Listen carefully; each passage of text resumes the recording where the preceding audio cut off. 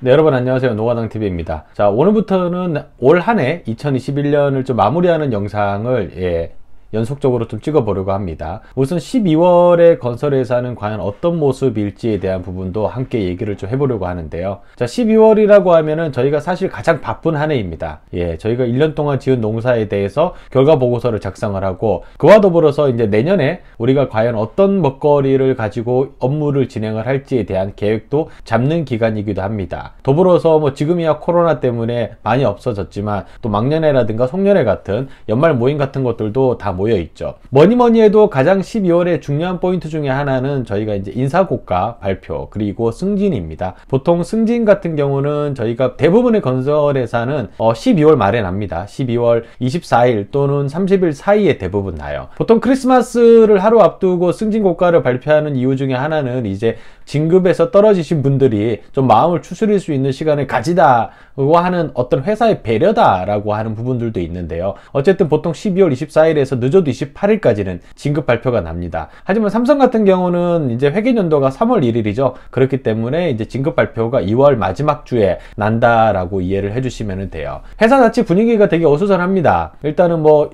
올해 1년 동안 지었던 농사에 대한 어떤 계획 보고서 작성하는 것도 있지만, 아무래도 아까 말씀드렸다시피 고가가 발표되면은 고가를 잘 받은 직원도 있고 못 받은 직원도 있습니다. 그러다 보니까 잘 받은 직원들은 또 못 받은 직원들한테 조금 미안한 마음이 들어가지고 자기가 잘 받았다는 얘기를 하기도 조금 분위기가 어색해요. 그리고 못 받은 직원들은 또 본인이 어떤 1년 동안 고생했던 것에 대해서 제대로 평가를 못 받았다라는 생각에 뭔가 업무에 대한 동기부여가 많이 떨어집니다. 사실 이런 걸 놓고 봤을 때에는 고가를 지급하는, 고가를 매기는 보직자라고 하죠. 팀장급들이나 임원급들도 연말이 되면은 마냥 즐거운 것만은 아니에요. 사실 1년 동안 하는 업무 중에 제가 봤을 때는 가장 스트레스를 받는 업무 중에 하나가 이 고가입니다.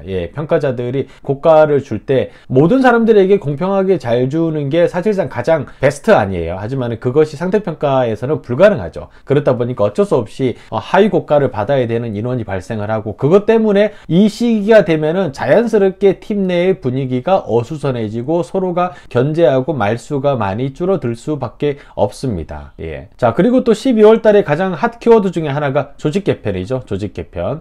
조직 개편이 이루어지고 나면은 팀장이라든가 임원 명단이 새로 발표가 이루어집니다. 올해 대부분의 건설회사의 조직 개편의 키워드는 뭐죠? CSO죠. CSO. 내년 1월부터 시행이 되는 중대재해기업처벌법과 관련해서 안전조직을 강화를 하고 대표이사와 동일한 권한을 가진 CSO, CEO와 동급인 CSO를 둠으로써 나중에 중대재해기업처벌법이 실제적으로 발효가 되었을 때 대표이사들을 법으로부터 좀 보호하고자 하는 목적으로 현재 그런 조직을 일구고 있습니다. 뭐 얼마 전에 호반도 그렇고 지금 대부분 5대 건설사들이 그쪽으로 포커스를 맞춰서 현재 조직 개편을 진행을 하고 있습니다. 아직 발표가 안 난 회사들도 있지만 일단은 기본적인 틀과 방향들은 다 그런 쪽으로 잡혀 있는 상황이에요. 자, 그러면 저희가 눈여겨볼 거는 내년 1월 27일 이후에 실제로 중대재해기업처벌법에 따라서 대표이사 중에 누군가가 선빵으로 감옥에 가는 일이 발생을 하는지 일단 이거부터 좀 눈여겨봐야 되겠죠. 자, 그리고 또 한 가지 올해 저희가 좀 눈여겨볼 키워드 중에 하나가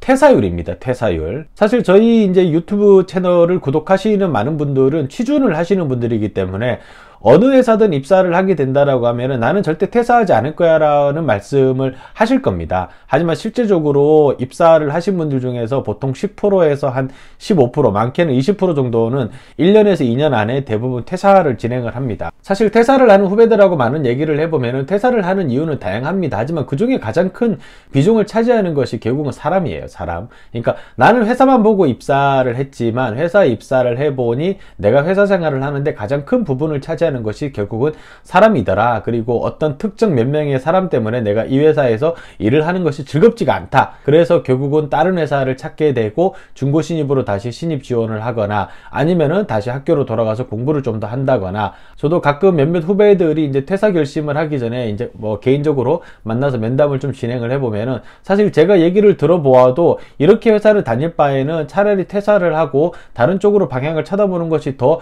네 인생에 행복하지 않겠냐라고 라고 하는 조언을 해주기도 합니다. 사실상 회사라는 게 저희가 입사하기 전에는 이게 거의 다다. 예, 이게 내 인생의 100%를 차지할 수 있는 어떤 매개체다라고 생각을 하지만 회사에 입사를 해보시고 나면은 사실 그렇지만은 않아요. 회사라는 것은 사실 내가 살아가는 데 있어 가지고 내 인생의 딱 49.9%만 차지하는 부분이고 나머지 51%는 내가 다른 부분에서 그것을 찾아내야 되는데 그걸 찾는 데까지 걸리는 시간이 상당히 좀 오래 걸립니다. 세대 간의 괴리감, 이 아직도 회사에는 존재를 합니다. 흔히 말하는 라떼이즈 홀수라고 하죠. 나 때는 말이야 라는 말로 이제 위에 고참이 우리 때는 사우디에서 뭐 석 달 동안 하루도 쉬지 않고 일을 해도 회사에 불만을 가지지 않았는데 요즘 세대는 마음이 약하다, 의지가 약하다라는 얘기를 많이 하는데 자 이런 사수들은 어느 회사 가도 다 있습니다. 어느 회사 가도 다 있고 삼성, 현대, 대림, 포스코, SK 어디를 가든 이런 분들은 100명 중에 한 명은 있어요. 결국은 꼰대라는 사람들은 결국 어떻게 보면은 질량 보존의 법칙처럼